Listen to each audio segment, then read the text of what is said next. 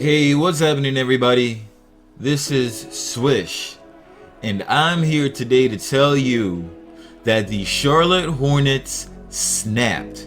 They have had it. With the conclusion of the 2020 NBA draft, the Hornets have massively overhauled their roster to compete in an increasingly competitive Eastern Conference this year. You see, it all started when they were granted the number 3 overall pick and had their sights set on one of the biggest talents in this year's draft. As Anthony Edwards went to the Timberwolves, James Wiseman was taken second by the Golden State Warriors. LaMelo Ball fell into Michael Jordan's lap.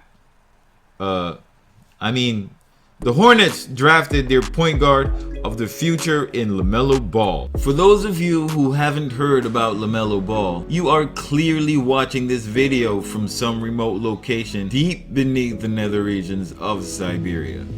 But I won't judge. LaMelo Ball is the third son of the infamous LeVar Ball and youngest brother of former Laker and current New Orleans point guard Lonzo Ball. LaMelo also has an older brother whom you might have heard of, LiAngelo Ball, who had some exploits in China. However, he was last signed to play in the G League for the Oklahoma City Blue. LaMelo was originally listed as a late first round or early second round pick on ESPN's Top 100 Recruits in the few months leading up to him going to Australia, where scouts went to see him play.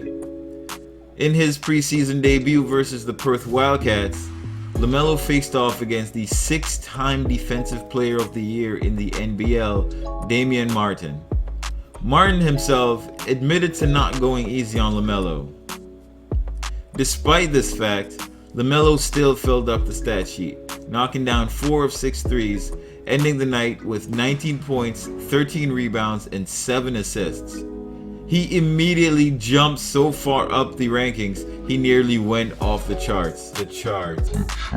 Settling for the third spot behind Anthony Edwards and James Wiseman, where the three have changed spots and continuously battled it out up until draft night. Needless to say, the Hornets were happy to take LaMelo. The Hornets later ended up taking Vernon Carey Jr. in the second round with the 32nd pick and Grant Riller with the 56th.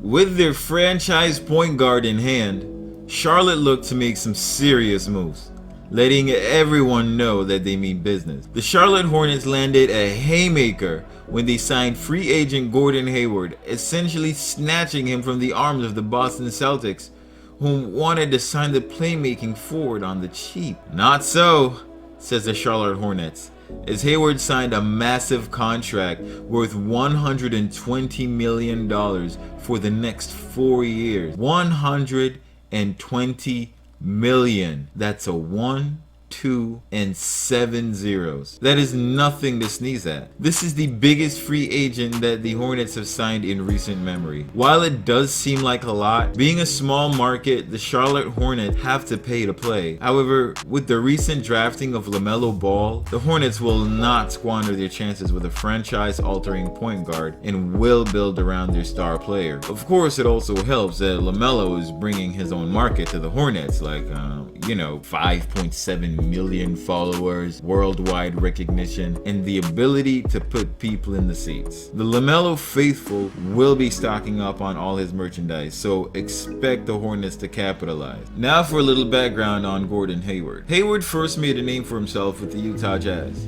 playing 7 seasons and becoming an all-star in his final season before signing with the Boston Celtics. On July 14th of 2017, Hayward signed with the Celtics to a reported 4-year, $128 million contract. Exactly 3 months and 3 days later, on October 17th, 2017, Hayward suffered a fractured tibia and dislocated ankle in his left leg less than 6 minutes into the Celtics' regular season opener against the Cleveland Cavaliers. He had landed awkwardly on the hardwood floor after an attempted alley-oop off a pass from Kyrie Irving, which caused his leg to collapse, ruling him out for the rest of the season after undergoing surgery. Hayward had made considerable progress until he needed a second surgery in March of 2018, just a short 5 months later. 7 months later, on October 16th, 2018, Hayward played in his first game since the ankle injury and mainly came off the bench during the season, eventually recovering from the injury. On November 9th, 2019, a year later, Hayward again fractured his left hand in a game against the San Antonio Spurs.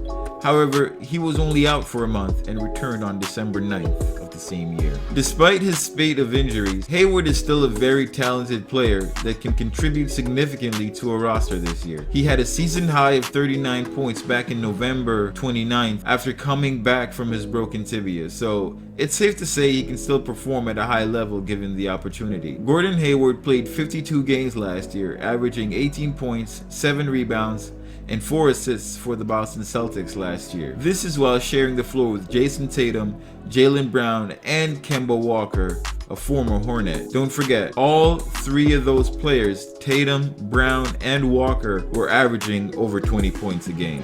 This year, Hayward looks to share the floor with Devontae Graham, Miles Bridges, PJ Washington, Vernon Carey Jr., and obviously the primary distributor and floor general, LaMelo Ball. With Melo facilitating, it should be very interesting, as his style of play should allow all these players to improve not just their scoring percentages, but their overall game as well. A starting 5 of LaMelo, Graham, Bridges, Hayward, Carey Jr. should inject some excitement into the Hornets fan base. There will be no shortage of viewers, as I'm sure myself, among many others, will be tuning in to see how the most mysterious man in the NBA, LaMelo Ball, does when facing NBA competition. Wait, am I missing something? It seems Terry Rozier might not be too happy about how the whole situation with these new signings is playing out. You see, when you are the current starting point guard of a franchise and your franchise drafts a new point guard with a top 3 pick, there are very few things that could happen, all of which lead to one thing: a significant minutes restriction on your playing time for said franchise. Whether you find yourself as a backup or looking to go elsewhere, who knows where. I hear the Clippers need a point guard. No one could blame him for leaving. No loyalty in the league, Terry. Go get that chip. Either way, it will be very interesting to see how this lineup works and see how these new teammates play off each other. This is a completely new identity for the Charlotte Hornets and their biggest signings in a long time. Let me know in the comments if you think this is a playoff team or not. Thanks for checking out my video.